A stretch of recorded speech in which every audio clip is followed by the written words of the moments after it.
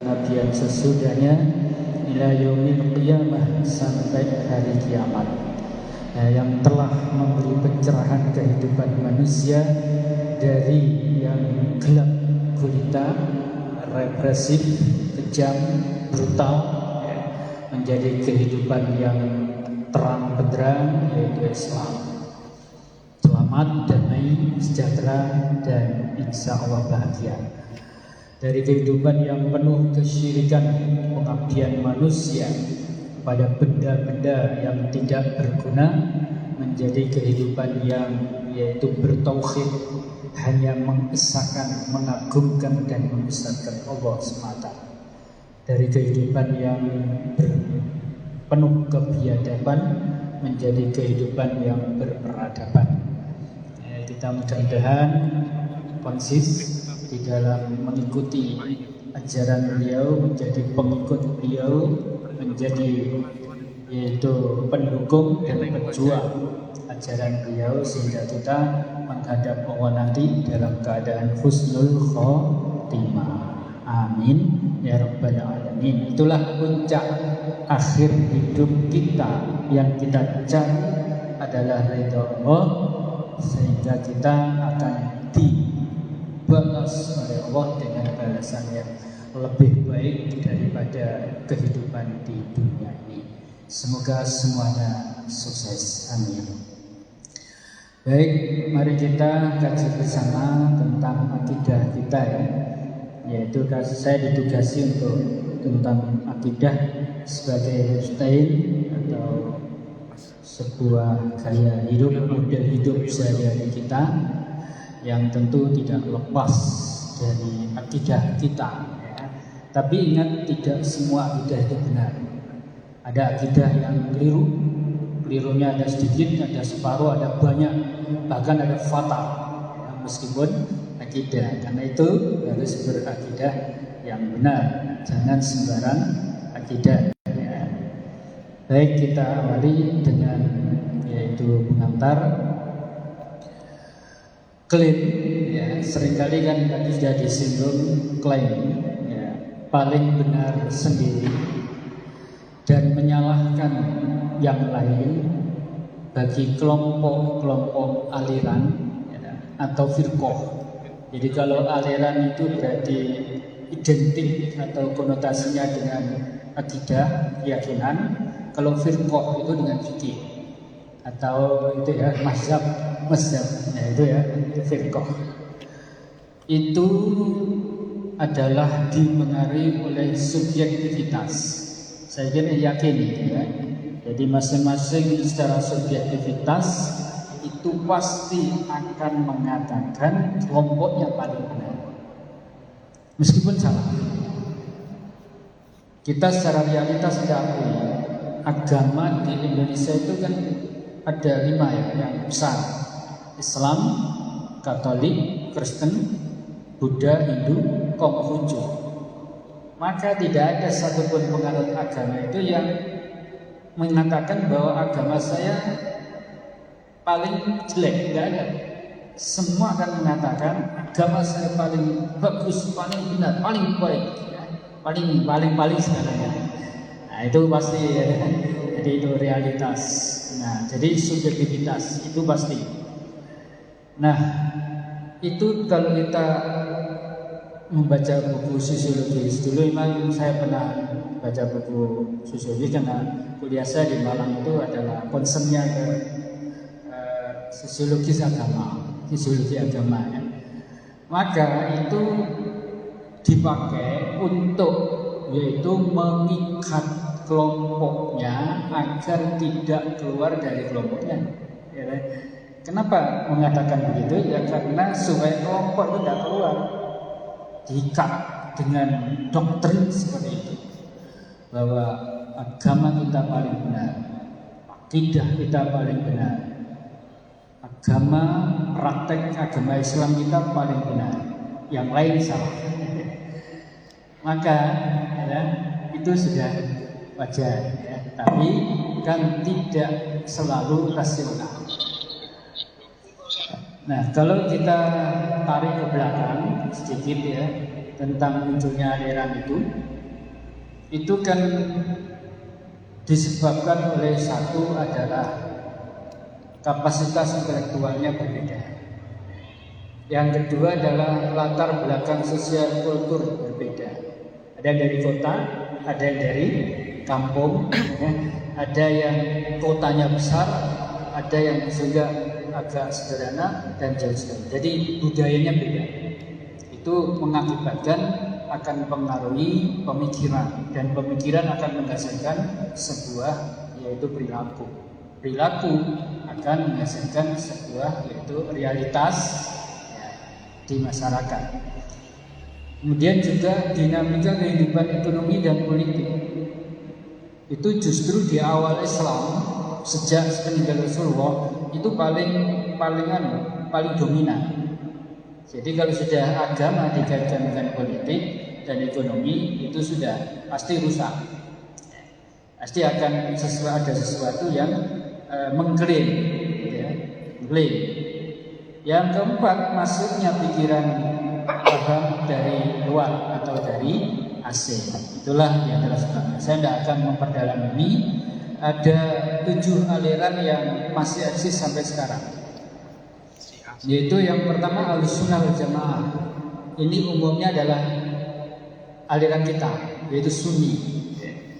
Jadi aliran Ahlussunnah wal Jamaah itu aliran yang mengikut kepada Nabi, sahabat, tabi'in dan tabi'in atau 3 generasi yang utama. Generasi zaman Nabi, generasi sahabat, generasi tabi'in. Karena dianggap generasi itu yang bagus. Nah itu kalau kita, sedang Syiah itu adalah ya meyakini bahwa Sunniyah yang berhak jadi khalifah sesudah Nabi itu adalah Ali. Sehingga kalau Abu Bakar, Umar, Utsman itu dianggap ngerampok, dianggap mengambil alih. Sesungguhnya mestinya Ali. Sehingga timbullah aliran Syiah. Lalu ketika Ali radhiyallahu anhu bersama umatnya itu perang dengan Muawiyah, ya. Kemudian Muawiyah kalah bala tentaranya, ya. Lalu minta damai. Nah, waktu minta damai itu Muawiyah tentaranya dengan mengangkat Quran. Tapi ada umatnya Ali radhiyallahu anhu itu gak sepakat kalau damai dengan Muawiyah. Akhirnya karena tahu ya, karena Muawiyah itu licik, gitu ya, licik. Akhirnya karena tidak sepakat, maka dia keluar dari kelompoknya Ali. Itulah namanya Khawarij. Jadi kelompok yang keluar dari golongan Ali. Sehingga pada saat itu pemerintahan Ali ada 2 musuh, yaitu musuh dari Khawarij dan dari Muawiyah. Nah, Mu'tazilah itu aliran akidah biasa, termasuk Murji'ah, ya. Tapi yang paling ekstrim itu Qadariyah. Aliran Qadariyah itu meyakini bahwa semua ini bisa ditentukan manusia. Jadi seluruh kehidupan ini adalah akal yang berperan. Allah sudah tidak ikut campur tangan. Itu Qadariyah. Jadi sudah setengah ateis, bahkan bisa ateis. Jadi apa saja kamu ingin pinter ya urusan, kamu ingin sugih ya urusan, kamu ingin apa saja itu akalmu yang menentukan. Tidak lagi turut campur tangan dari Tuhan. Itu Qadariyah. Jadi sangat ekstrim. Sebaliknya sangat slow Jabariyah, sehingga disebut aliran fatalis, ya. Kenapa? Pasrah, terlalu pasrah. Wong itu api, baik, orang itu enggak baik, orang itu pinter enggak pinter, itu sudah, itu takdir Allah, takdir Tuhan, enggak bisa dicari, sudah. Jadi orang sudah nakal, yang mencuri, korupsi, sanggup membunuh, itu sudah takdir Tuhan ini. Memang sudah ditok begitu, itu Jabariyah.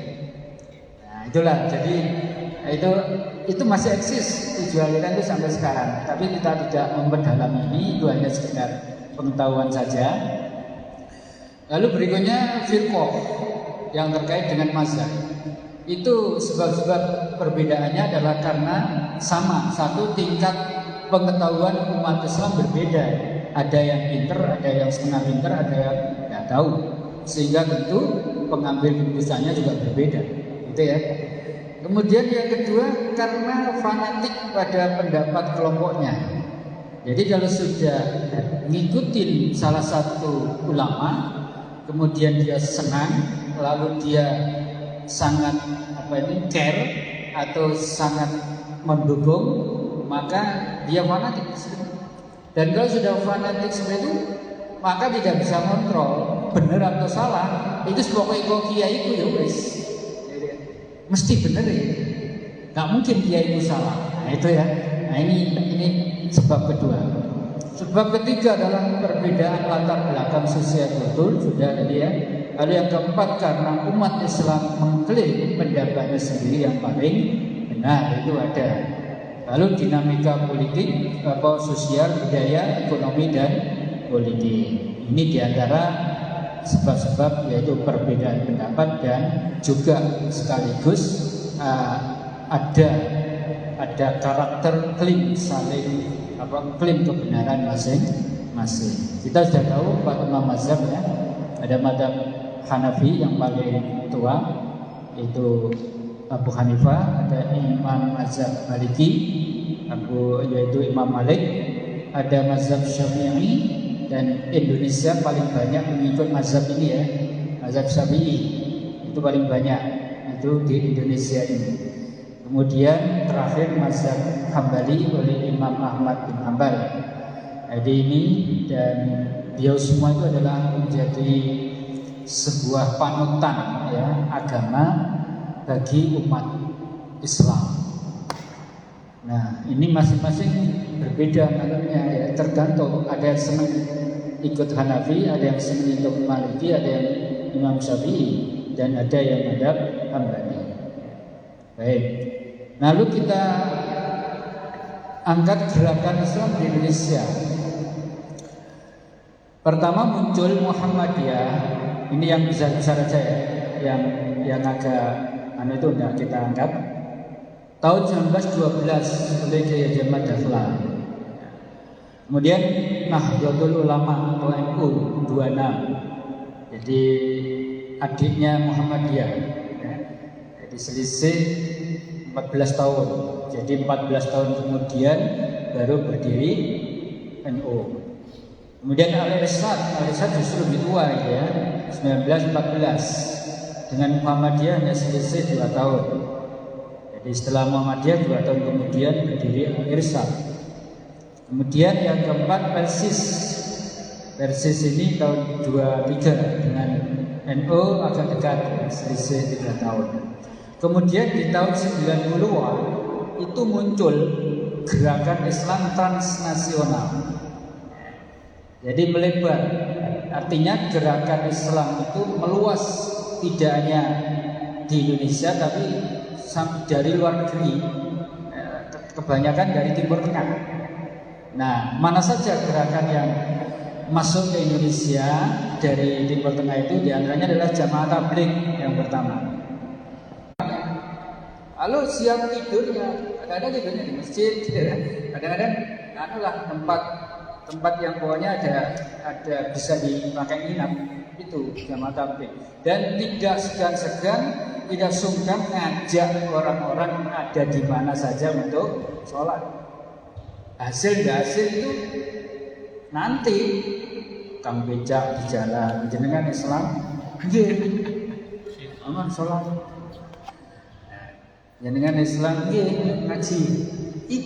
Itu keberaniannya begitu Jamaah Tabligh itu luar biasa ya. Ada itu dan pindah-pindah. Nah, oleh karena itu ini juga ada posisi Jamaah Tarbiyah ini yang sekarang muncul partai sekarang keadilan ya. Dulu awalnya PKS. Ini didirikan oleh beberapa orang tokoh itu dan ini adalah menggabungkan gerakannya itu antara ekstrim dengan yang terlalu bawah. Misalnya pernah dulu saya dengar dari tokoh tarbiyah itu bahwa kalau Muhammadiyah itu terlalu kering, ya.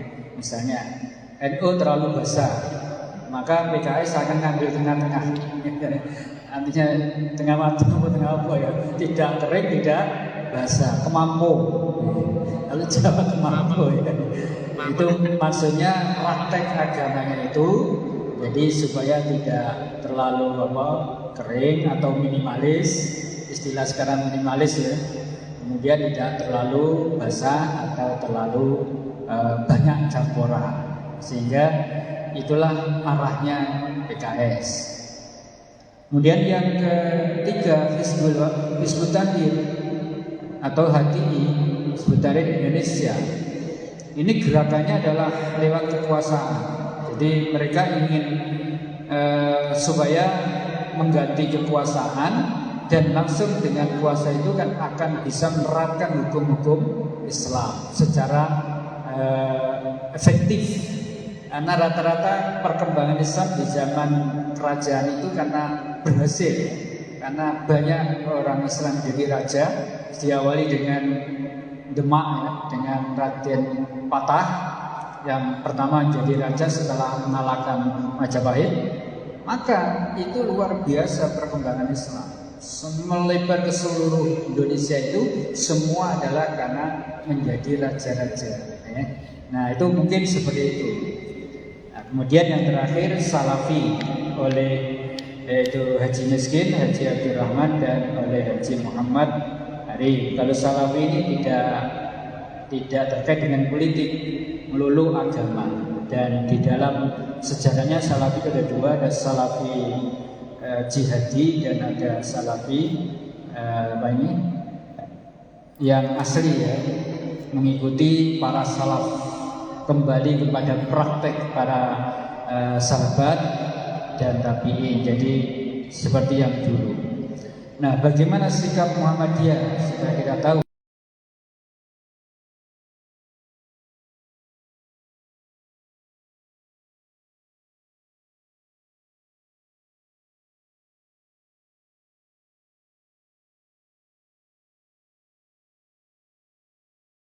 Menghormati Muhammadiyah menghormati mereka.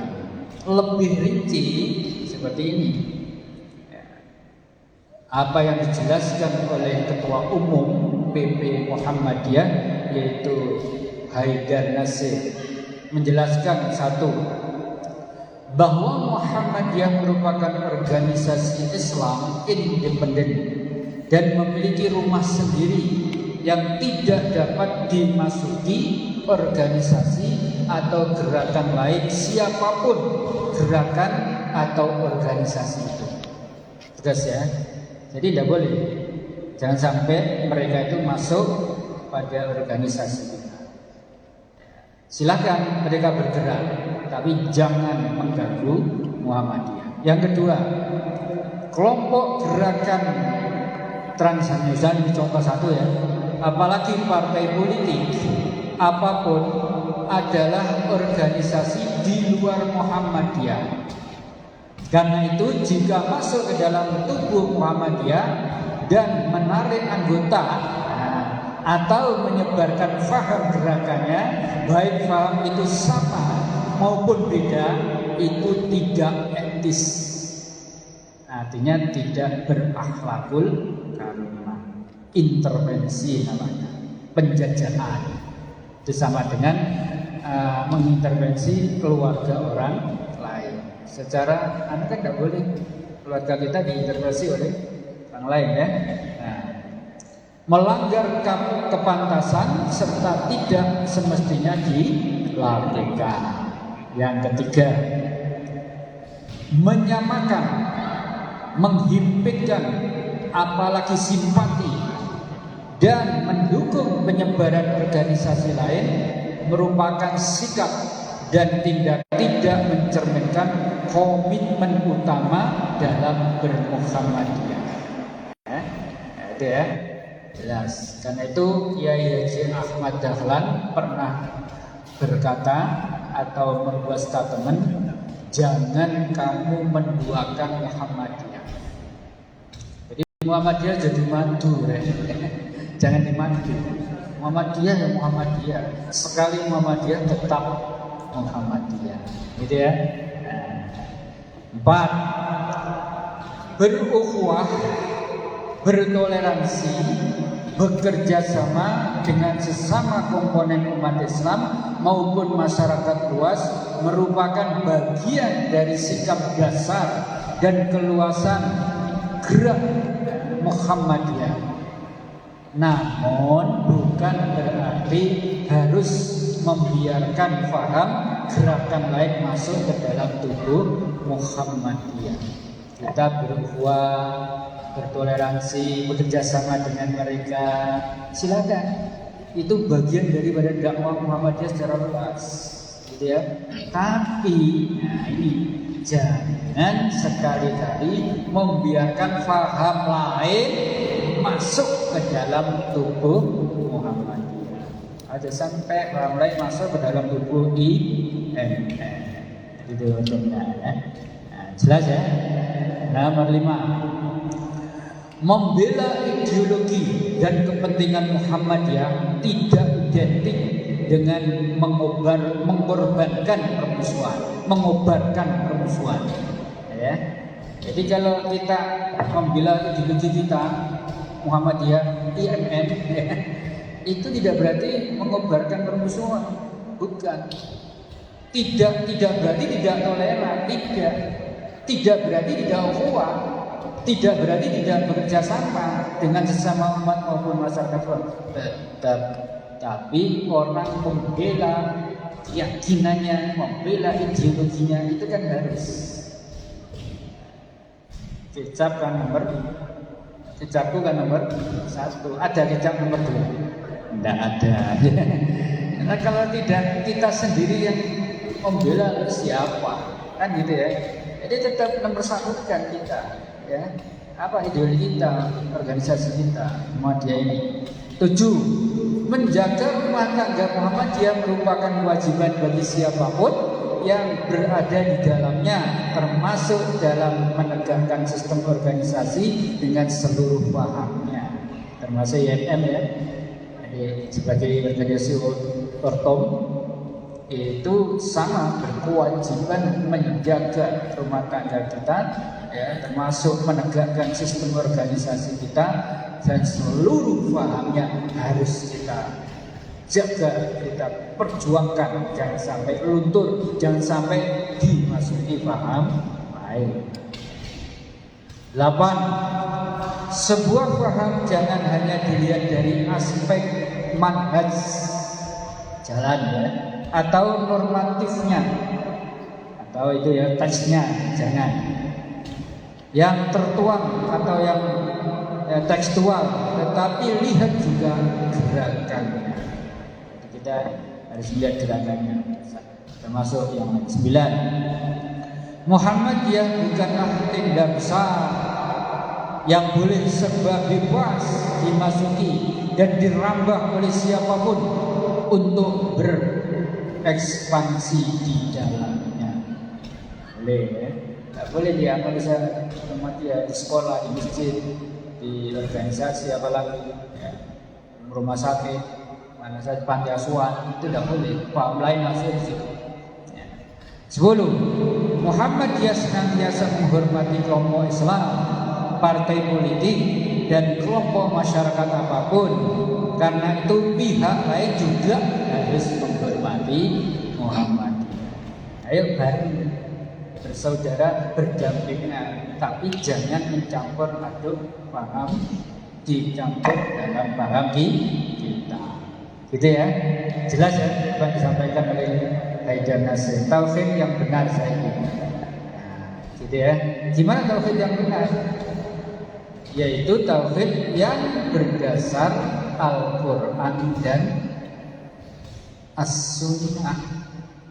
Dasar ajaran agama itu kalau ada dalil, baik itu Quran maupun Sunnah. Kalau tidak ada dalil Quran dan Sunnah bukan agama. Yes. Sopoe sing ngomong, profesor, doktor, kiai, ulama besar, kalau tidak ada dalil Quran dan hadis itu bukan agama. Tidak perlu diikuti.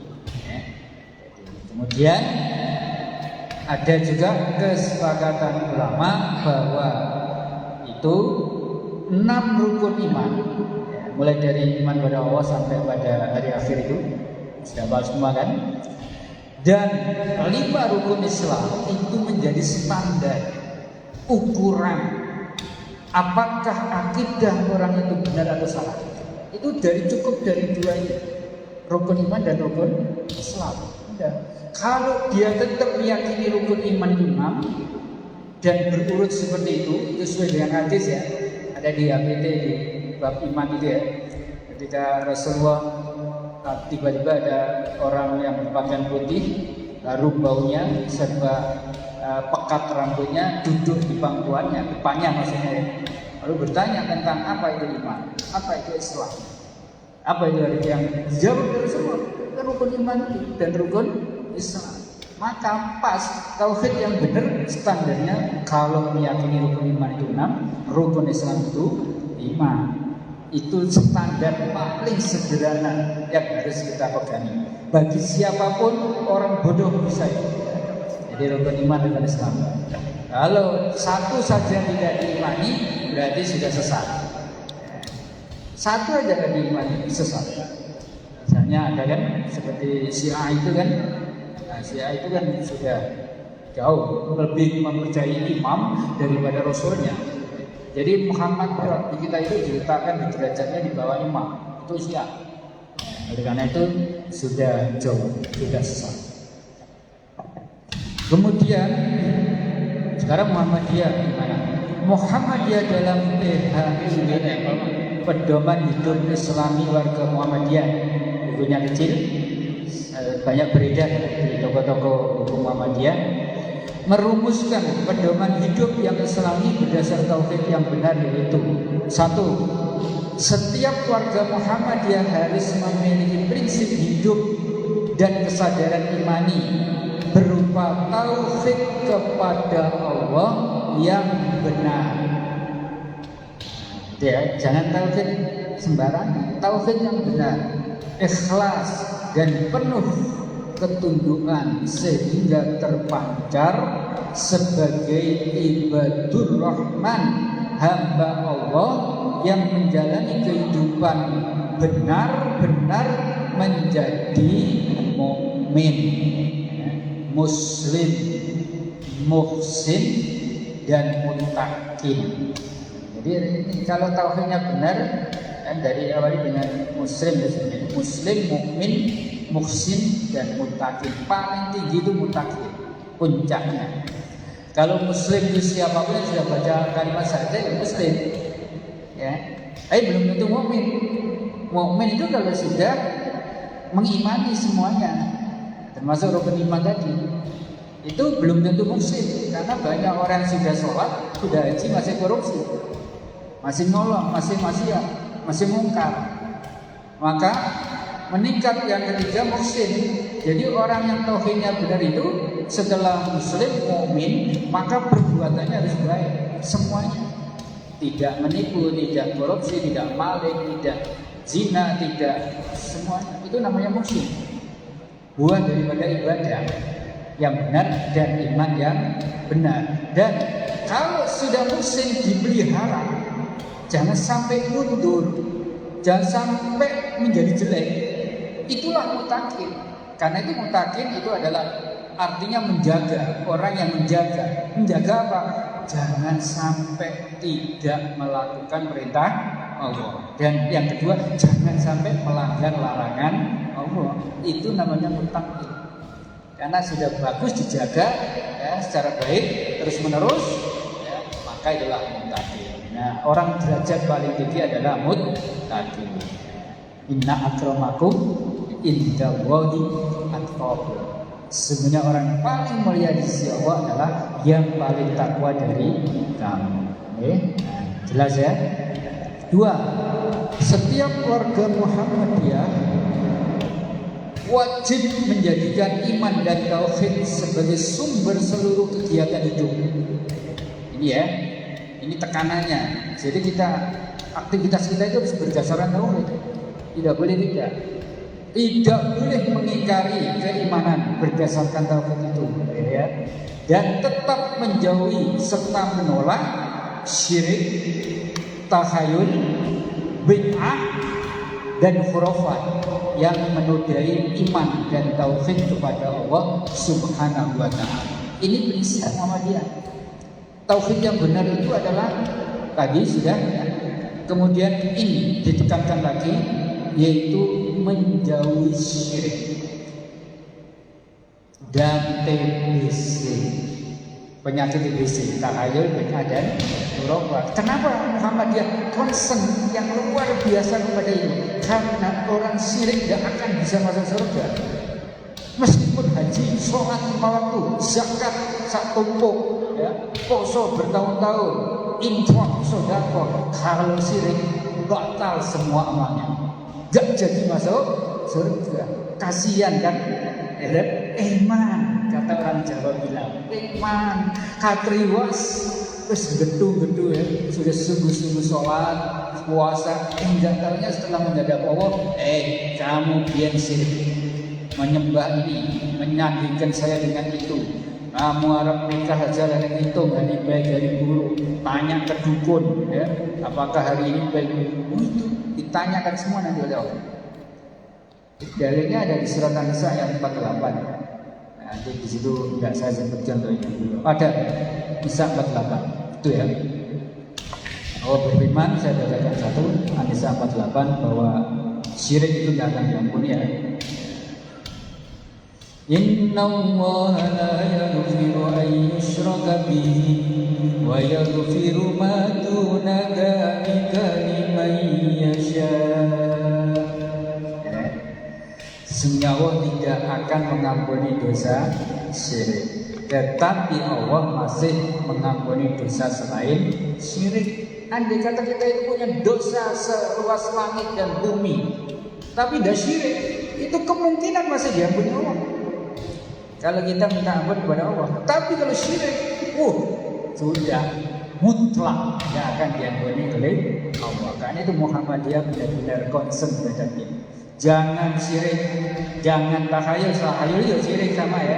Cuma tahayul itu kan mempercayai hal-hal yang tidak ada datanya kan, itu ya, tidak terbukti. Namanya tahayul, hayalan ya. Misalnya Nyi Roro Kidul itu masih hidup, ya. Lalu ada di Laut Selatan ya, pakaian baju hijau, ya, modelnya atau modelnya seperti apa itu ratu, nah, ratu gitu kan. Siapa yang pakai baju hijau di sana, hati-hati, nanti dilalap Nyi Roro Kidul, mati, sedot. Nah, itu loh, itu nggak ada bukti. Jadi omong saja. Nah itulah, bahkan itu ada orang tokoh kita itu dulu waktu mau ini jadi presiden itu melapor kepada Nyi Roro Kidul. Ya Allah, sampai segitu loh ya orang itu. Kalau tidak benar tauhidnya ya, nah itu tahayul. Kalau beda kan mengada-adakan ibadah yang tidak dicontohkan oleh Nabi. Jadi minterin Nabi. Orang percaya Nabi itu sudah cukup. Yang diajari Nabi itu sudah cukup, sudah benar, sudah selesai. Atau menyembelihkan Nabi, dianggap Nabi itu masih menyembunyikan sesuatu yang belum diajarkan, sehingga orang membuat ajaran baru yang tidak pernah dicontohkan oleh Nabi. Itu kan sama dengan syirik, karena menandingi. Khurafat mempercayai benda-benda punya kekuatan, ya. Nah, itu ajib ya.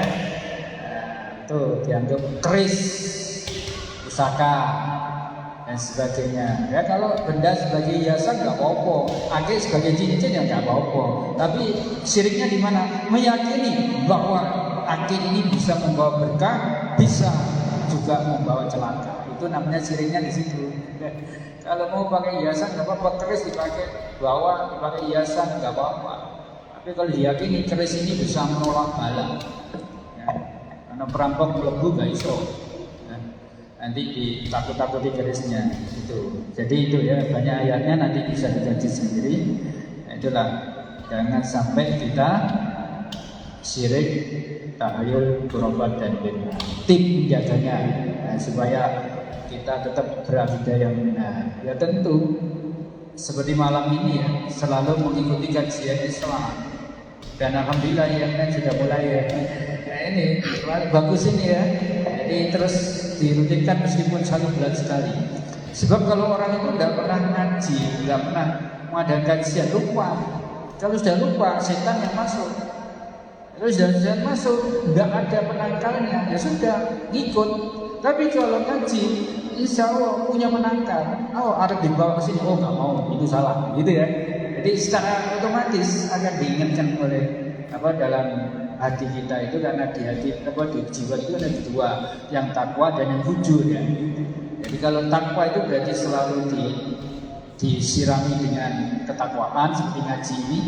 Tapi kalau jujur nggak tahu, kumpulin nonggone kafe-kafe toh, kumpulin nonggone kelompok-kelompok sih, ya nggak benar abangan. Nah kita nggak kumpulnya di yang baik-baik sehingga takwanya lebih banyak. Kalau sana fujurnya lebih banyak. 2, nah ini istiqomah atau konsistensi dalam menjalankan akidah yang benar. Kalau sudah yakin benar, ya sudah lakukan. Jangan malu, jangan takut. Meskipun banyak gangguan, selagi akidah saya yang benar, maka saya jalankan. Biarpun anjing menggonggong, kafilah pun tetap berlalu. Seperti batu karang di tengah lautan berpijak dengan kuat, ombak ambil ombak kanan kiri, arus atas bawah tetap berpendirian di atas pijakannya, gitu ya. 3, selalu berjamaah dengan komunitas Islam yang benar ya, dalam seluruh aspek kehidupan ya. Di mana saja jamaah dengan kawan-kawan Islam. Tapi tidak berarti dilarang dengan non-Islam, tapi sekedar aja kalau dengan mereka. Tapi kalau dengan yang bagus, yang sama-sama untuk menguatkan iman itu dengan sesama muslim. Yang keempat, selalu menjauhi dan menolak praktek kesyirikan, tahayul, bid'ah dan khurafat. Jadi jangan dekat mereka, nanti takut. Orang jual minyak wangi itu pasti akan beri pengaruh ya. Kalau kita dekat jual minyak wangi, pasti akan mendapat bau harumnya ya. Kalau kita dekat dengan ahli tungku, pasti akan kecipratan apinya, walaupun hanya sedikit. Oleh karena itu dekatlah dengan yang bau harumnya, yaitu yang baik-baik. Totalitas tawakal kepada Allah, ini penting. Jadi gantungkan semua kehidupan kita itu hanya kepada Allah. Dan jangan sombong, kita tetap berdoa ya. Karena doa itu kelihatannya remeh, tapi akan membawa berkah, akan membawa keselamatan kita di dunia dan akhirat. Muhammadiyah, gerakan Islam wasatiyah, gitu ya. Jadi tengah-tengah, artinya bukan seperti kemampu tadi ya. Tidak, ini penafsirannya. Muhammadiyah memposisikan diri sebagai Islam moderat atau wasatiyah. Muhammadiyah tidak radikal dan tidak liberal. Selama ini Muhammadiyah kan dikatakan liberal, jadi pemahaman orang lain, apalagi ya dari Salafi. Oh, Muhammadiyah itu sudah liberal. Ya, itu mengacu. Jadi tidak, Muhammadiyah itu adalah wasatiyah, tidak radikal dan tidak liberal, ya. Bukan bebas box, ya. Tapi di situ memang kebebasan berpikir dengan benar itu dihargai oleh Muhammadiyah. Jadi di Muhammadiyah tidak membelenggu orang. Jangan orang itu didoktrin toh supaya taklid, bukan. Tapi Muhammadiyah kasih pemikiran, silakan ya, tapi asal benar kan gitu ya, asal terbingkai dengan Al-Quran dan Sunnah. Itu yang penting. Muhammadiyah memegang teguh prinsip tawassul, tengah-tengah, tawazun, seimbang, dunia akhirat. dan ta'addul adil. Jangan hanya laki tok sing boleh sekolah, Muhammadiyah enggak, laki perempuan boleh sekolah. Jangan hanya laki tok yang boleh jadi pimpinan, perempuan juga boleh jadi pimpinan di Muhammadiyah ya. Asal benar ya. Jadi itulah Muhammadiyah. Kalau sana, tak ada perempuan jadi pimpinan. Jadi sejak dulu zaman Nabi yang jadi pimpinan itu laki-laki. Nah, kita lihat juga ada siapa ini? Istri Rasulullah yang memimpin perang. Khadijah siapa itu yang memimpin perang? Nah, ada kan perang Jamal itu. Ya, bisa juga ada yang lainnya begitu ya. Muhammad dia itu berkemajuan dalam artian berorientasi kekinian dan masa depan, bukan ke belakang ya. Orientasinya ke depan. Muhammadiyah sedikit bicara, banyak bekerja. Walaupun sedikit warganya, tapi amalnya, usahanya tumbuh di mana-mana, sehingga mandiri dan tidak bergantung kepada kekuasaan. Muhammadiyah ini sudah mendunia ya. Di Australia sudah ada, di Amerika, Jerman, di mana-mana sudah ada. Itu luar biasa dan kekayaannya juga luar biasa. Tidak ada di dunia ini korporat yang punya kekayaan sebanyak itu.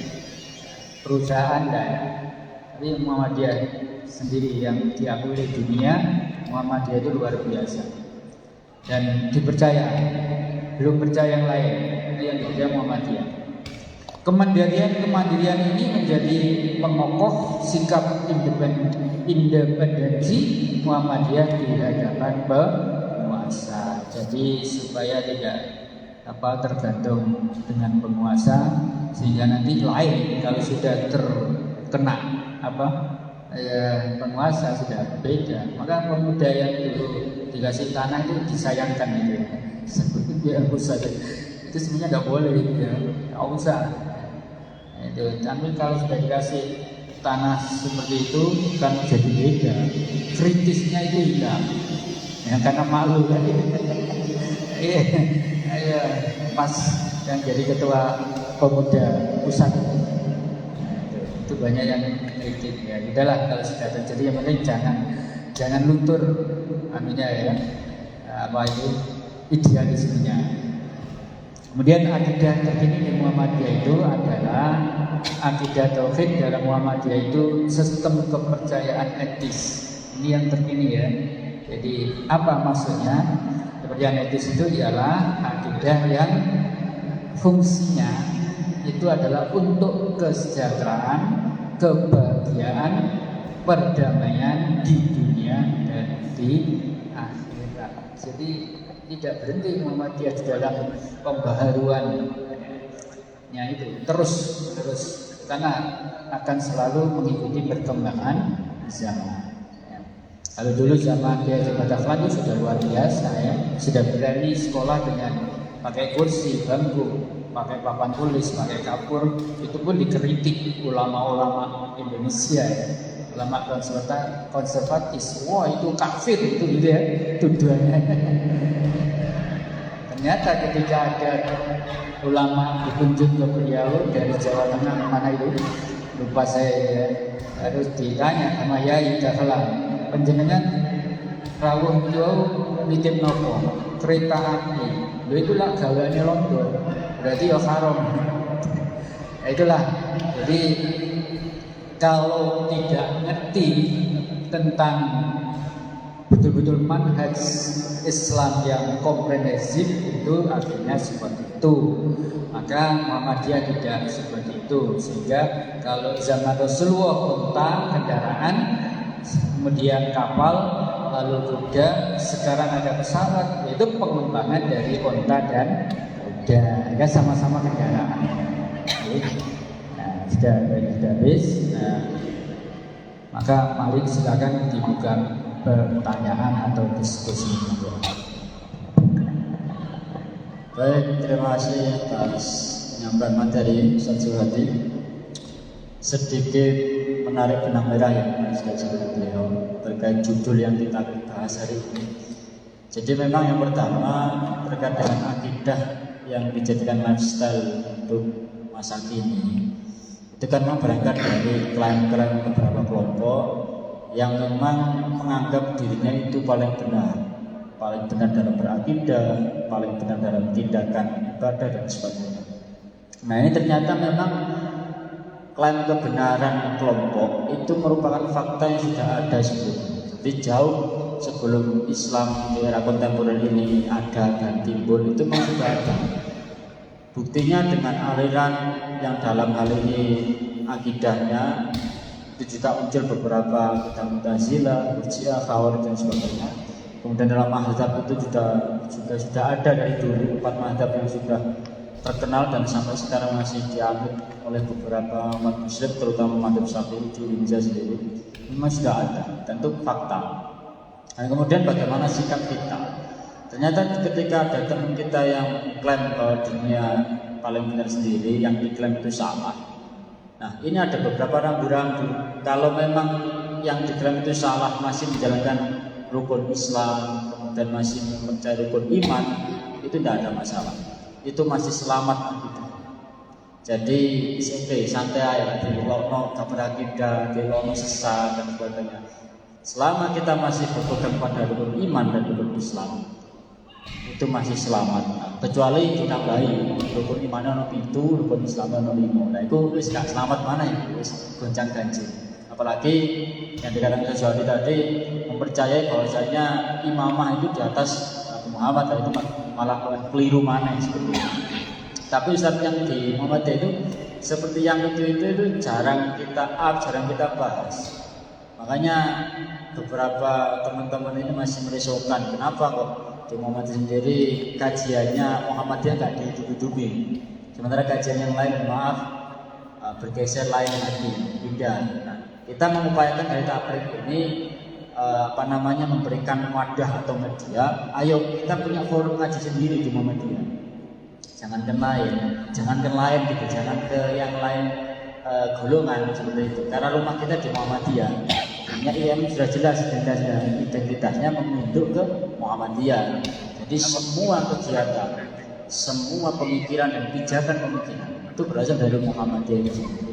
Jadi nak bapak sholat model ini, ya anaknya butuh sholat model ini. Kalau bapak berpaham seperti ini, ya anaknya harus berpaham seperti ini, jangan yang lain. Karena kita di Muhammadiyah. Nah, karena di Muhammadiyah punya pijakan tersendiri, ya maka sudah menjadi wajar jika yang beranggotakan Muhammadiyah, yang memiliki kartu identitas Muhammadiyah juga harus menganut seperti itu. Boleh berbeda pendapat, boleh, silakan, itu dipersilakan oleh Muhammadiyah. Namun asas yang dianut Muhammadiyah sudah jelas. Maka yo kerasano di Muhammadiyah, kerasan dengan rumah sendiri sangat penting, terutama bagi mahasiswa yang masih muda-muda ini, yang masih bergejolak dengan pemikiran keagamaan kontemporer. Tentunya itu harus kita tanamkan atau internalisasikan dulu di Muhammadiyah. Dan yang kedua, sikap Muhammadiyah, tentunya Muhammadiyah sendiri tidak mempersoalkan masalah itu, ya, seperti yang dikatakan Ustaz Suhaimi.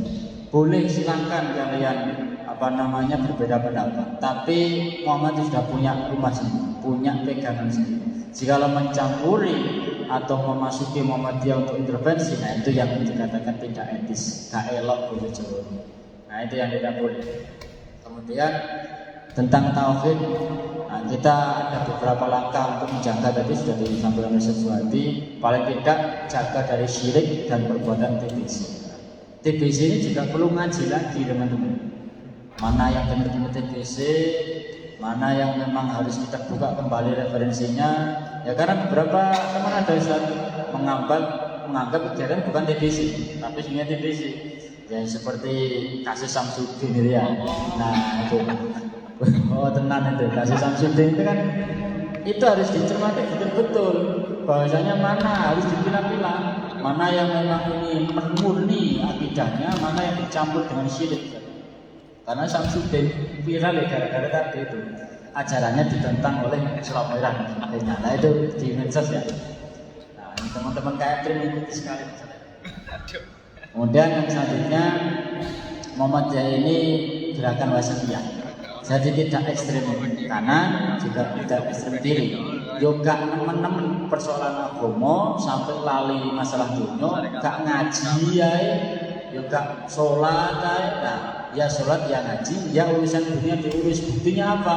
Sekolah jadi, panti asuhan jadi, apalagi klinik jadi, rumah sakit jadi, kampus jadi, ortomnya jadi semua. Tidak menganggap musik haram dan lain saja. Jadi enjoy, dunia dapat, akhirat juga dapat. Seperti itu Muhammadiyah wasatiyah. Amin, sudah jelas. Nah, ini perlu diviralkan. Karena memang ya harus viral. Muhammadiyah kalah di media aja. Ketika kita klik bagaimana tata cara sholat dan wudhu, munculnya bukan Muhammadiyah. Nah ini yang perlu kita kawal bersama teman-teman anak muda. Dulu Ustaz ketika kita tanya ke Ustaz Fatur Rahman Kamal langsung ke PP Muhammadiyah Majelis Tabligh, itu bukan dikasih jawaban yang solutif, tambah diginikan. Kalau kamu tanya seperti itu, bagaimana cara memajukan Muhammadiyah lewat viralisasi media sosial? Nah, kamu punya peran apa? Tambah kita tanya balik seperti itu. Yo, bingung ngakno ya. Apa Ustaz ya gak duwe, makanya aku tanya ke sampean gitu. Nah, artinya itu tantangan. Tantangan bagaimana Muhammadiyah ini sudah ada, tinggal viral saja. Tinggal viral dan digitalisasi dakwah aja. Makanya PCI Kota Surabaya melalui Majelis Tabligh ini mengusung tema digitalisasi dakwah, menyejukkan hati, menjernihkan pikiran lewat kajian at-tanwir ini. Harapannya nanti teman-teman kalau akses keagamaan lewat medsos itu juga ke Muhammadiyah lewat PCI Kota Surabaya, biar kerasan berdetak kemana, nggak ke lain hati seperti itu. Nah, kemudian yang terakhir, jadi Muhammadiyah sistem kepercayaan etis untuk perkembangan kemajuan zaman. Jadi akhirat tenang, dunia juga tenang. Jadi berimbang. Nah itu kiranya benang-benang yang dapat kita ambil dari kajian malam ini. Oke, selanjutnya kita sesi tanya jawab teman-teman ya. Mungkin sekitar waktu 20-30 menit. Tahu? 10 menit ya, tidak apa sampai jam 9. Barangkali yang ingin bertanya diskusi, mumpung ini Sarjadi sebagai pemangku kebijakan Majelis Tabligh, barangkali mau minta saran terkait kebijakan pimpinan daerah Muhammadiyah terkait beberapa teman-teman yang melenceng akidahnya dan sebagainya, monggo, nggak apa-apa. Iya, pertama, silakan teman-teman, silakan Mas Alan. Mas Alan. Cuma ke depan. Ini.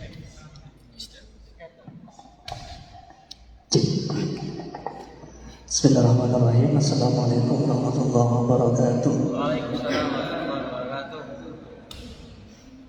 Terima kasih kepada Ayahanda atas apa yang telah disampaikan tadi yang sangat menarik sekali.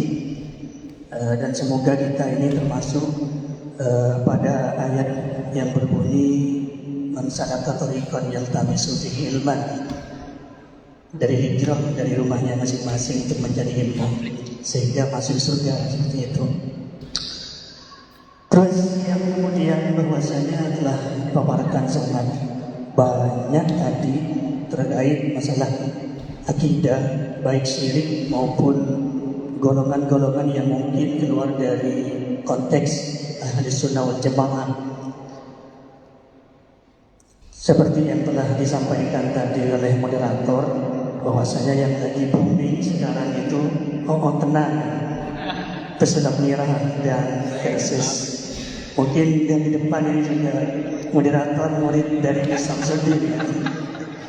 Ya, bagaimana Muhammadiyah sendiri menyikapi fenomena ketika seseorang itu datang kepada dukun, bahkan dianggap sebagai orang yang bisa mengobati misalkan ya, karena man atakahinan yang datang kepada dukun atau yang tren sekarang paranormal, fasaddaqahu, kemudian mereka menerima ataupun percaya terhadap apa yang disampaikan, sejatinya telah mengingkari apa yang telah diturunkan kepada Nabi Muhammad dan seperti itu. bagaimana Muhammadiyah menyikapi hal yang demikian. Terus yang kedua adalah terkait isu yang mungkin sudah lama dibahas namun tidak berkunjung ada penyelesaian terkait untuk menyikapi dalam sebuah ayat Ar-Rahman 'alal 'arsy istawa, bahwasanya Allah itu berada di atas misalkan. Nah, ini mungkin mengganjal terhadap akidah, sehingga kalau kita kaji kembali bahwasanya Allah itu tidak butuh tempat, yang butuh adalah makhluk, kan seperti itu. Itu yang kedua. Terus yang terakhir, tadi sudah disinggung bahwasanya untuk menemukan tauhid yang benar adalah hanya berpatokan pada As-Sunnah dan Al-Quran.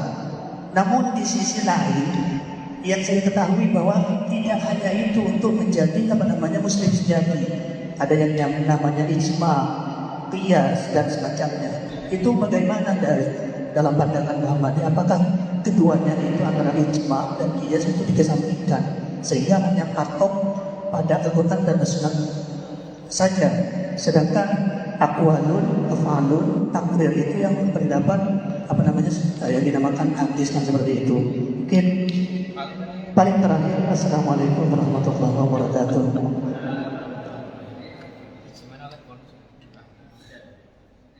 Ada 3. Terakhir Yang pertama Ustaz, pertanyaan dari Mawan Darussalam. Sikap Muhammadiyah terhadap fenomena dukun zaman kini, dukun kontemporer. Iya. Ya, dukun apapun kalau sifatnya itu mistik, itu syirik semua. Ya, tidak perlu dipercayai. Kalau sifatnya itu adalah ruqyah, itu masih ada dua pendapat. Ruqyah itu kalau penyakitnya kena jin atau kesurupan atau kemasukan, ya, itu bisa ada dua jalan, bisa diruqyah, bisa doain, kan gitu ya. Tapi Muhammadiyah belum memutuskan ruqyah itu tidak ada di Muhammadiyah. Ruqyah maksudnya bacakan ayat-ayat itu ya, ada dengan cara-cara itu belum, sampai sekarang tarjih belum, jadi masih tidak memakai, malah suruh ruqyah sendiri. Jadi kalau orang itu kesurupan, ya sudah, hendaklah berdoa pada Allah, baca Quran, terutama surat-surat yang terkait Al-Ikhlas, As-Nas, Al-Falaq, ayat kursi dan sebagainya. Itu kalau dibaca sendiri sudah terbentengi sendiri, karena setan sudah bilang, seluruh hambamu ya Allah akan saya goda dan akan saya jerumuskan semua kecuali yang ikhlas, yang tidak bisa. Jadi kalau kita ikhlas sendiri, siapapun jin jahat siapapun, setan jahat siapapun tidak bisa masuk pada kita. Sama gitu. Jadi diperkuat sendiri. Tapi kalau sakit medis ya ke dokter, itu Muhammadiyah, bukan ke dukun. Nah, itu ke dukun syirik, gitu ya. Apalagi dengan syarat-syarat yang macam-macam itu. Kalau sifatnya minta doa tambahan itu nggak apa-apa. Misalnya dengan berobat ke dokter, lalu datang ke ustadz atau kiai, saya sakit ini mau operasi, mohon doanya ya, semoga Allah beri kelancaran, beri kesembuhan. Nah, itu boleh, apa ya? Karena kalau sifatnya minta pada Allah nggak apa-apa, boleh. Nah, tapi kalau sifatnya itu mistake sih. Yang saya kira itu, jadi tetap dijauhi ya, walaupun semaju apapun. Kalau sudah terkait dengan syirik ya tetap syirik ya. Nah, sama dengan tadi ya, harus menjauhi syirik, takhayul, bid'ah dan Kedua tentang multi tafsir Ar-Rahman 'alal 'arsy istawa.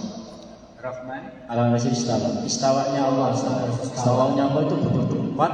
Tidak, karena beberapa firqah itu ngomong ya istawa itu ya sesuai af'al Allah seperti itu. Masalah al-ars ini itu perbedaan pendapat.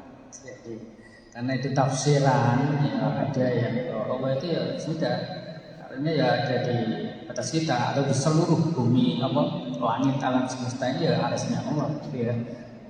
Aras apa itu? Jadi itu masalah gaib itu nggak bisa dikaji secara detail. Kita harus percaya saja bahwa Allah itu ada di arsy, ya itu aja. Arsy-nya apa seperti kerajaan gitu, apa raja enggak? Itu kita tidak bisa membayangkan. Yang jelas ada di alam jagat raya. Sesuai dengan surat Al-Fatihah, alhamdulillahirabbil alamin. Segala puji bagi Allah yang memelihara, mengatur, menguasai, melindungi seluruh alam jagat raya. Berarti ada di mana-mana, ada di mana-mana. Dan di mana-mana itu jangan dibayangkan Allah di pasar, terus Allah bisa di mall. Seperti kita ada di mana-mana itu artinya Allah menguasai, melihat, mengawasi kita semua. Itu maksudnya bisa melihat kita semua. Itulah ala asal tawa itu. Kemudian di surat Al-Baqarah ayat kursi itu kan, sudah jelas ayat kursi itu adalah ada di situ ya. Saya kira itu ya.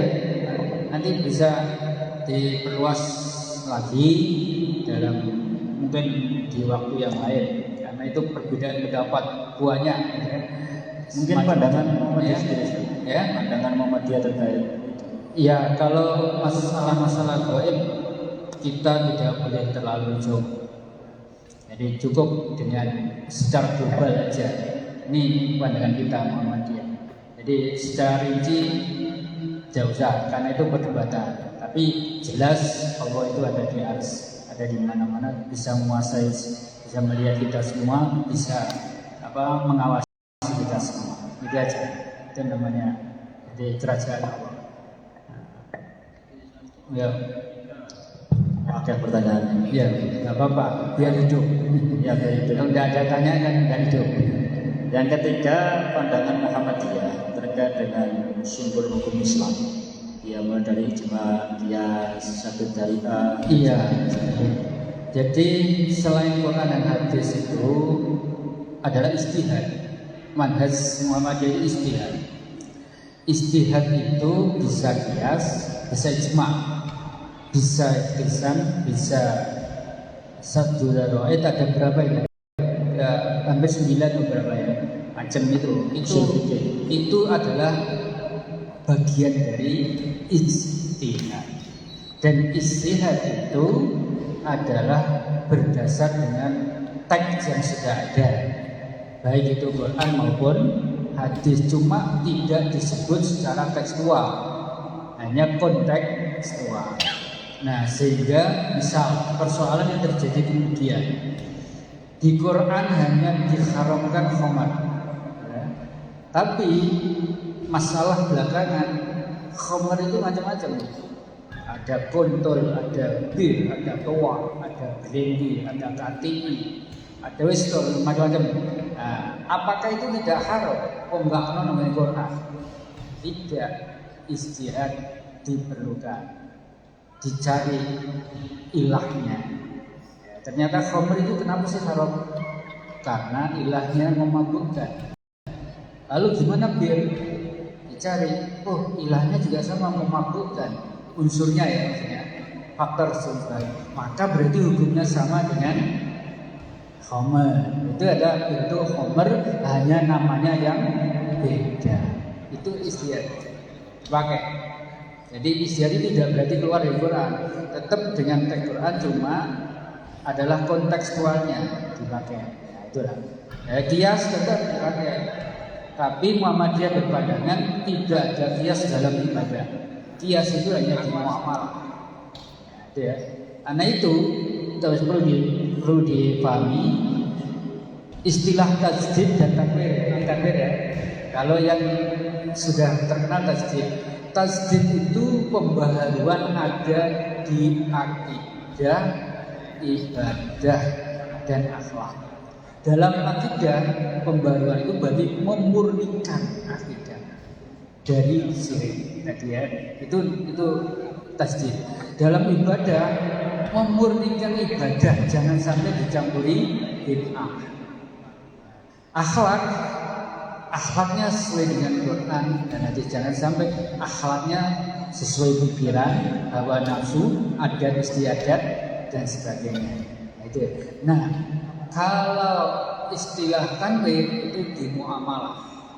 Di dalam muamalah tidak ada istilah bid'ah. Semua muamalah boleh kecuali yang dilarang. Karena dasarnya bumi ini semua milik manusia. Oleh Allah diperuntukkan manusia. Halal semua kecuali yang dilarang. Ya, jadi muamalah. Maka apapun yang muncul kemudian yang sifatnya muamalah itu boleh selagi tidak dilarang oleh Al-Quran dan Sunnah. Contoh dagang online ada di zaman Nabi? Tidak ada. Shopee, ya, tidak ada. Tapi itu muamalah dan tidak berbahaya, misalnya bermanfaat malah lebih efektif, ya. Nggak perlu ke sana ke tokonya. Kalau sudah ketemunya mobilnya berapa, kendaraannya berapa, parkirnya, gitu. Terus tenaganya, itu cukup dengan kontak aja sudah datang sendiri, ya. Nah, itu boleh karena muamalah. Kalau tidak pakai istihad, iya, nggak bisa nemu hukum gitu ya. Jadi tetap pakai ya istihad. Kira itu, mudah-mudahan bermanfaat. Oke, itu Penutup terakhir ya, sudah satu kali. Oh ada lagi, enggak silakan. Mau kebarengan ada satu pertanyaan lagi. Jadi ada dua yang lain. Silakan, Mas yang di belakang.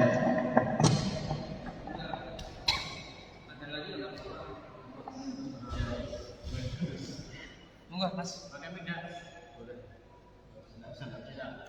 Mungkin ingin konfirmasi juga terkait pertanyaan kedua dari Mas mengenai istiwa. Istiwa kan ini kuat kaitannya dengan ilahiyah atau ketuhanan. Nah, sedangkan tadi saya sebutkan bahwa istiwa ini masih banyak perbedaan pendapat. Sedangkan ilahiyah itu kan jumhur ulama mengatakan bahwa usul, maksudnya usul itu semua ulama sepakat akan hal itu. Sedangkan dalam ilahiyah ada berarti masih masuk ke arah buruk. Sekarang istiwa ini masih masuk ke buruk atau usul. Apakah persoalan istiwa itu masuk ranah usul yang sudah paten atau ranah furuk yang masih bisa diperbedakan untuk percakapan perbedaan? Silakan, Menteri Sabnan.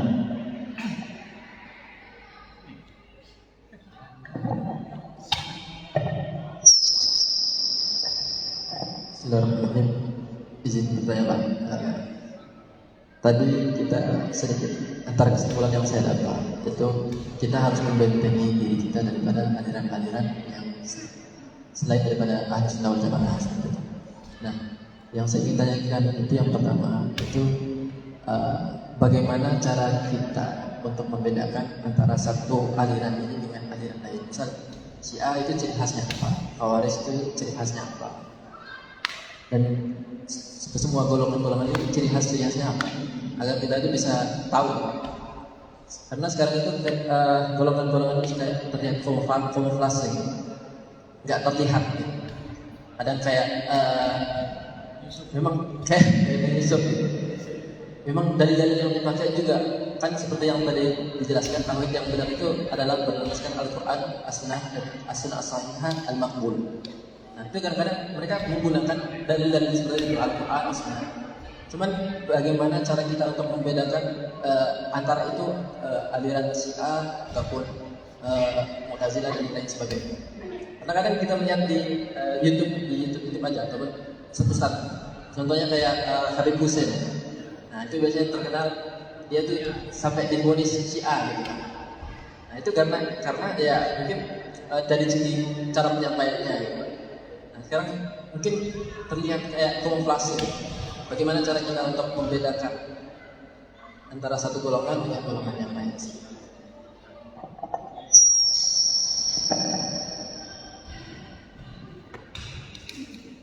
Dan yang kedua jadi kamuflase, karena medsos itu banyak mengelabui ya.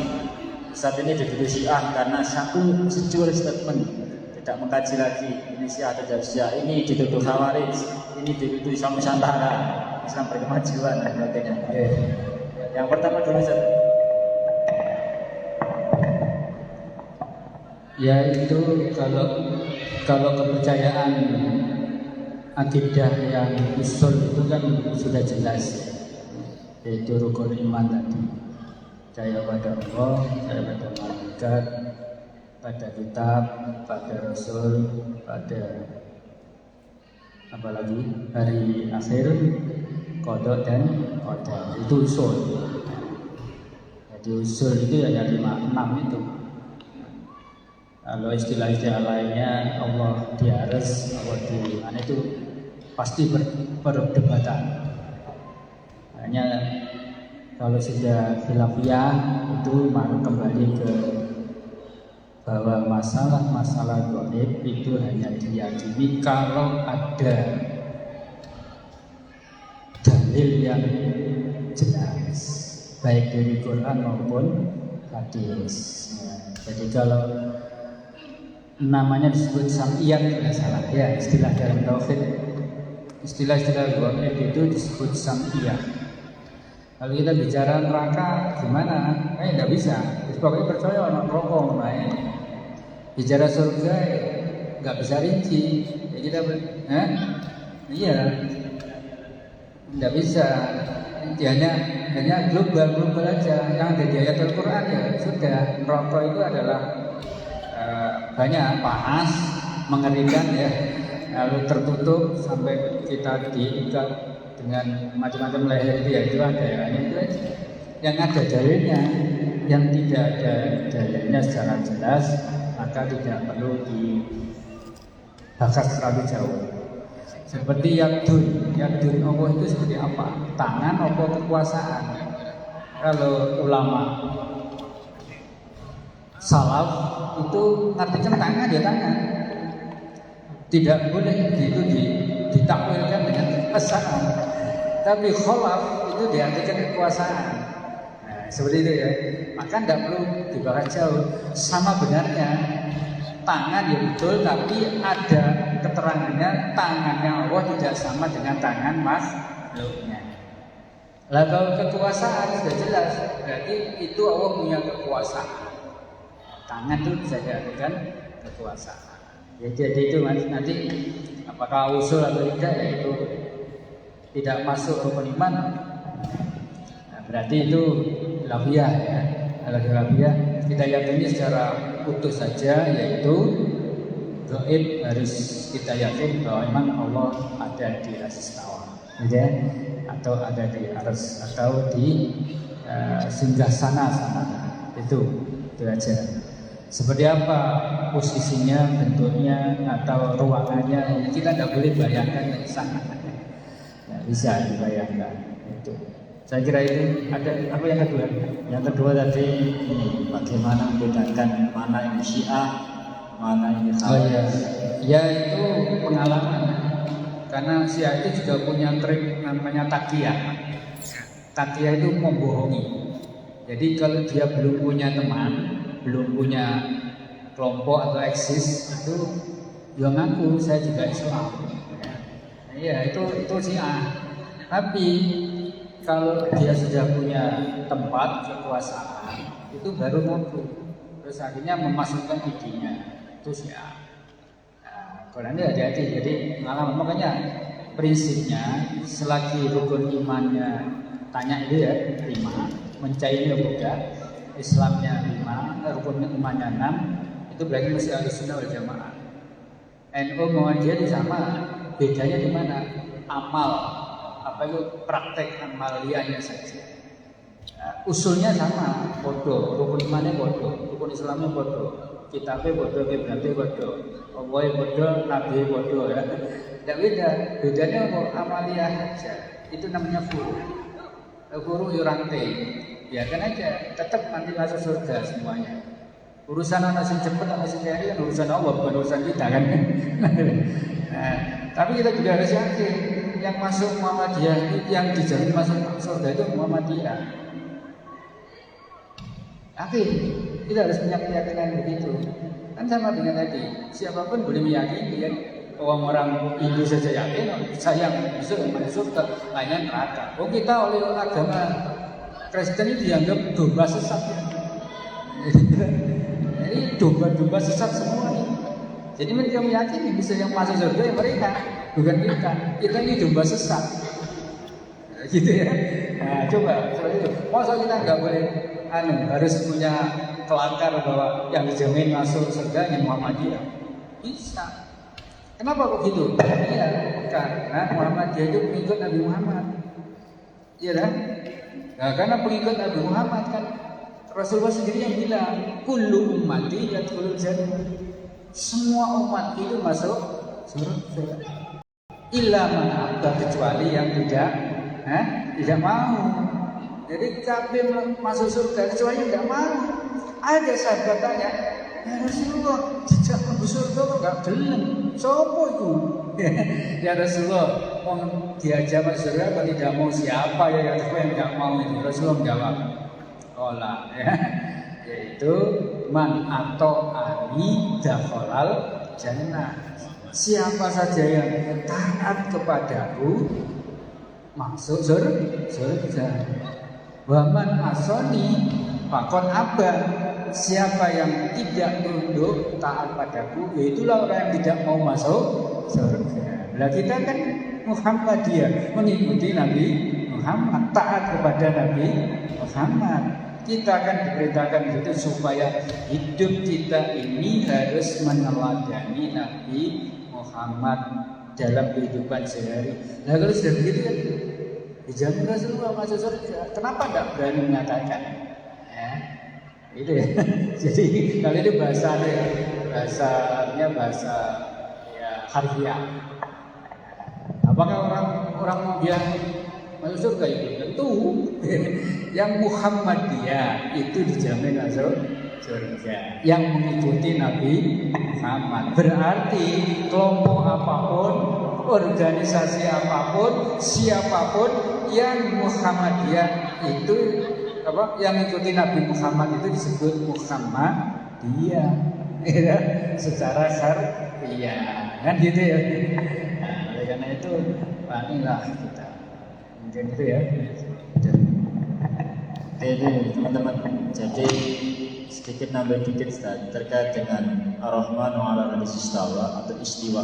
Itu nanti Mas Abdursalam dan Mas yang sebelahnya bisa dibuka YouTube-nya Ustadz Wahyudi Sarju Abdurrahim PJIMC, itu menjelaskan detail tentang bagaimana akidah Muhammadiyah memandang itu. Karena Muhammadiyah sendiri itu Abu Hasan Al-Asy'ari, itu Ustadz Wahyudi. Itu bisa nanti dengan searching, bisa cari. Nah, karena Abu Hasan Al-Asy'ari itu mentakwil Ar-Rahman al-Istawa. Jadi ditakwil bahwasanya itu kekuasaan Allah, yaitu Allah Al-Qadim itu kekuasaan Allah, kuasa Allah, pantangan Allah. Nah, itu lengkap semua di hidupnya Ustadz Wahyudi, nanti bisa di-searching. Kemudian terkait nomor 2 tadi masalah bagaimana membedakan sebagainya, tadi agak kelabu sih terkait media sosial yang mengkampanyekan Syiah dan sebagainya. Yang terpenting tadi Mas Abdul ini ikuti pergerakannya di situ. Kalau Ustadz Nahal itu ngomong gini, kalau kamu nanti ketemu orang Syiah, jangan sampai kamu mengamini kekuasaan Abu Bakar sampai Utsman. Nanti kamu dipenggal kepala kamu. Tapi kalau kamu nanti ketemu orang Khawarij, ojo ngomong Ali di depan orang Khawarij, nanti kamu hilang nyawa kamu. Seperti itu. Ada beberapa rambu-rambu yang itu harus kita baca. Kuncinya dari mana? Sinau masalah aliran teologi dari Islam. Banyak bukunya terkait itu. Nah itu saya sedikit nambah. Baik teman-teman ya, sahabat Marun, sahabat yang semuanya, kajian At-Tanwir. Demikian kajian hari ini, kajian perdana kali ini. Sebelum kita akhiri, izin menginfokan, insyaallah kajian At-Tanwir ini kita laksanakan 1 bulan sekali dengan model yang pertama, bulan pertama kita bahas kajian pada umumnya. Nanti bulan berikutnya itu kita model soal wal jawab, tanya jawab. Jadi lebih banyak tanya jawabnya. nanti kita juga sediakan question box Instagram. Harapannya nanti lewat itu nanti teman-teman bisa tanya sebanyak apapun. Nanti kita diskusikan pas hari hanya itu. Nah, insya Allah kita gelar 1 bulan sekali. Harapannya ini viral teman-teman. Jadi ngajak yang lain juga, ayo diajak di seluruh Surabaya, teman-teman Komsat Surabaya. Jadi nantinya kita punya forum majelis ilmu PCIMM Kota Surabaya. Itu yang kita harapkan. Jadi mulai tahun ini kita gaungkan Ustaz, dan tahun-tahun berikutnya harapan juga masih dipakai. At-Tanwir ini kita gagas memang mengganti kajian spesial. Kalau spesial kan nantinya kesannya spesial pakai apa ya, pakai telur, pakai apa dan sebagainya, masih kurang kokoh seperti itu. Kita namanya At-Tanwir itu nanti harapannya, karena At-Tanwir berasal dari kata pencerahan dan tanwir, awir seperti itu. Harapannya nanti yang di sini tercerahkan dengan pengetahuan, dengan insight, wawasan dan sebagainya. Nah itu harapannya At-Tanwir ini bisa pakai ini Pak Ketua Yogi. Nanti At-Tanwir ini bisa diadakan untuk tahun-tahun berikutnya. Nah ini masih paten, jadi tidak bisa berubah-berubah. At-Tanwir itu kajiannya spesial dari IMM Kota Surabaya. Jadi ada KM3, ada At-Tanwir, ada Aswaja. Nanti itu punya platform, punya PCM Kota Surabaya, dan banyak yang lain. Pergerakan kita mulai dari ini, kita gerjep dari ranah sosial, ranah politik, ranah ekonomi, ranah keagamaan. Kita kolaborasi ya Pak Ketua. Kita kolaborasi, makanya kita audiensi dengan BDM, audiensi dengan AMM. Harapannya bisa sinergi. Kalau sinergi kan enak, ada apa-apa bisa saling curhat, bisa saling cerita, bisa memperluas wawasan keagamaan, memperluas tali persaudaraan seperti itu. Baik teman-teman, kita nyampe di penghujung acara. Saya mewakili teman-teman sebagai moderator, kami ucapkan banyak terima kasih. Tambahan dikit, ya saya kira bagus, dan sekali-kali ya dari peserta sendiri jadi pemateri, jadi diskusi gitu ya. Misalnya ada yang punya ide tentang misal seperti tadi ya, perdebatan tentang aras-tawa ya. Oke, nanti kita sediakan forum ya, terakhir Forum nanti soal jawab itu nanti peserta bisa misalnya gitu, sehingga pembahasannya lebih luas, khusus itu. Nah, kalau campur-campur itu agak susah. Dan sebenarnya saya pribadi itu kalau hal-hal yang sifatnya perdebatan tuh seringkali nggak saya terlalu concern gitu.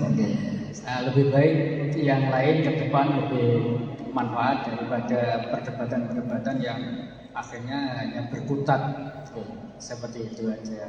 Jadi saya kira itu, dan nanti bisa diskusi ya, bisa sekali-kali bisa berputar gitu ya materinya sama. Jadi bisa dari tablet atau mungkin Jawa Timur atau Zoom bersama peserta, itu bisa. Nanti kita kondisikan dan kita konsep seperti itu. Oke, terima kasih, dan saya belum salam tadi ya, saya akhiri dan mohon maaf apabila ada hal-hal yang kurang berkenan. Nasrullah wa barakatuh. Wassalamualaikum warahmatullahi wabarakatuh. Waalaikumsalam warahmatullahi wabarakatuh. Jazakallahu khair Ustaz Sadi atas materinya teman-teman semuanya. Kita akhiri ya kajian At-Tanwir kali ini edisi yang pertama. Silakan absennya diisi kalian berisi. Konsumsinya sudah habis, tidak tetap ya, saya tawarkan lagi. Oke, terima kasih ya atas kehadirannya teman-teman. Kita insya Allah berjumpa lagi di bulan Oktober dengan materi dan pemateri yang insya Allah spesial, insya Allah mentereng, kenal insya Allah. Oke, kita tutup kajian kali ini dengan doa kafaratul majelis. Subhanallah wa bihamdihi asyhadu an la ilaha illa anta astaghfiruka wa atubu ilaik. Terima kasih atas waktunya dan mohon maaf apabila ada kesalahan. Kita akhiri bila bisa dalam istighfar khairat. Assalamualaikum warahmatullahi wabarakatuh. Dokumentasi barangkali nggih, monggo tim media foto bersama untuk finalisasi ya guys. Silakan sebelum meninggalkan forum, silakan foto bersama dulu Ustaz. Jarang-jarang kayak gitu. Monggo.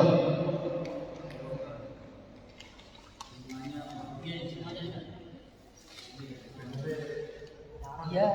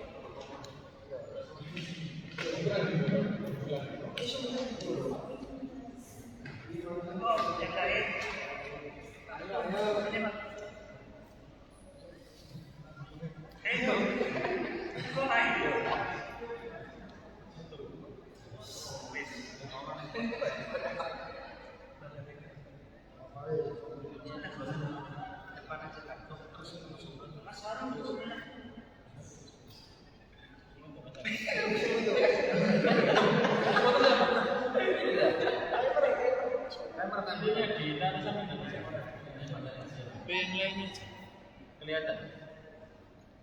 Presentasi ini masih belum bisa.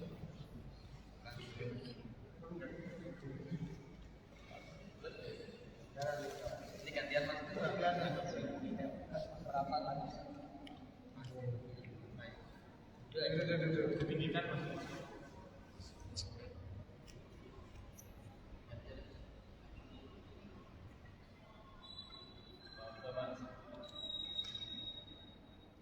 Satu, dua, tiga.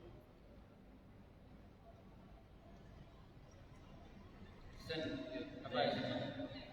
Empat yang kanan-kanan.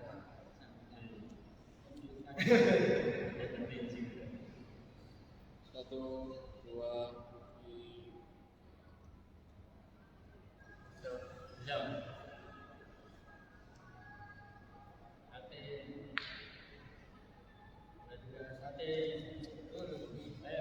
Satu, dua, tiga.